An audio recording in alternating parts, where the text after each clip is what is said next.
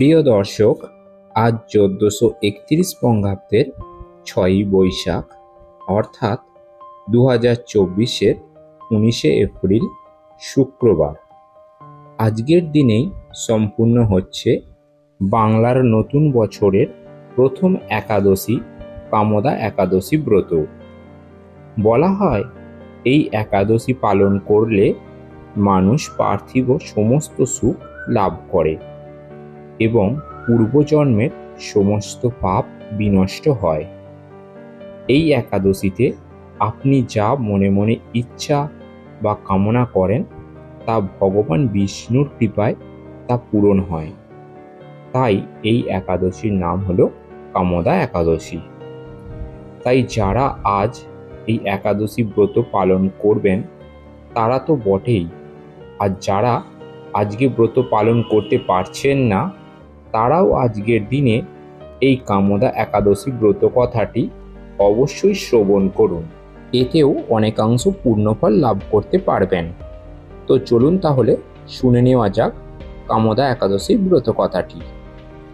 একবার মহারাজ যুধিষ্ঠির ভগবান শ্রীকৃষ্ণকে বলিলেন, হে বাসুদেব, আপনি কৃপা করে আমার কাছে কামদা একাদশীর ব্রত কথাটি বর্ণনা করুন।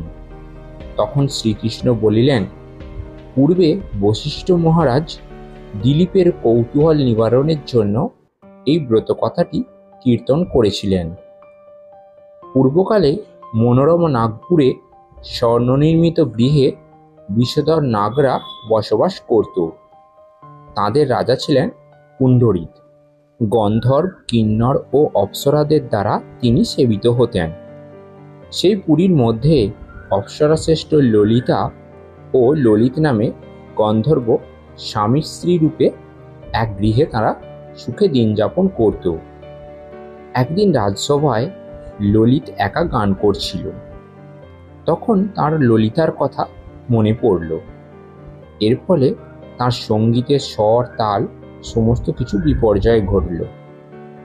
এরকম অবস্থা দেখে রাজা পুণ্ডরীক ক্রোধে ললিতকে অভিশাপ দিল, যে বলিল, তুমি রাক্ষস হয়ে যাবে। ললিতের এইরূপ রূপ দেখে ললিতা তখন খুবই দুঃখে চিন্তায় ব্যাকুল হয়ে উঠল। ললিত তখন রাক্ষস রূপ ধারণ করে বনের মধ্যে ঘুরতে লাগলো এবং মানুষ ধরে ধরে আহার করতে লাগলো। স্বামীর এরূপ অবস্থা দেখে ললিতাও ভেঙে পড়ল। দুঃখে কষ্টে কাঁদতে কাঁদতে বনের মধ্যে ঘুরতে লাগলো এবং সে ঘুরতে ঘুরতে তখন বিন্ধ্য পর্বতের কাছে চলে এলো। সেখানে এক মুনির তিনি দেখা পেলেন। মুনিবর তখন ললিতাকে দেখে বলল, কে তুমি? কি করছো এই গভীর বনে? কি তোমার পরিচয়? তা সত্য এখনই ব্যক্ত করো। তখন ললিতা তার পূর্বের সমস্ত কথা মুনিবরকে বলিল আর জানতে চাইল তার স্বামীর পিশাচত্ব থেকে মুক্তি পাওয়ার উপায়।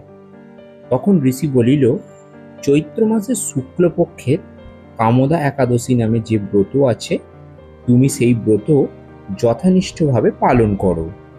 এই ব্রতের পূর্ণ ফল তোমার স্বামীকে অর্পণ করিবে, তার ফলে তার সমস্ত পাপ বিনষ্ট হবে। মুনির কথা মতো তখন ললিতা এই কামদা একাদশী ব্রত যথানিষ্ঠভাবে পালন করল এবং তারপর বাসুদেবের সামনে বসে বলিল, আমি যেই কামদা একাদশী পালন করলাম এর পূর্ণ ফল যেন আমার পতিত পিশাচত্ব দূর হয়ে যায়। এই কথা বলা মাত্রই ললিত পাপমুক্ত হল এবং তার পূর্বরূপ ধারণ করিল। মুনি বশিষ্ঠ বলিল, মহারাজ দিলীপ, এই ব্রত সকলেরই পালন করা উচিত। এই ব্রতের ফলে পাপ বিনাশ হয়ে থাকে এবং পিশাচত্ব দূর হয় এবং এই ব্রত মনের অভীষ্ট বা ইচ্ছা প্রদানকারী ব্রত। এই ব্রত পাঠে বা শ্রবণে বাজপেয় যজ্ঞেরও ফল লাভ করা যায়। এই বলে ভগবান শ্রীকৃষ্ণ কামদা একাদশী ব্রত কথা সমাপ্ত করিল।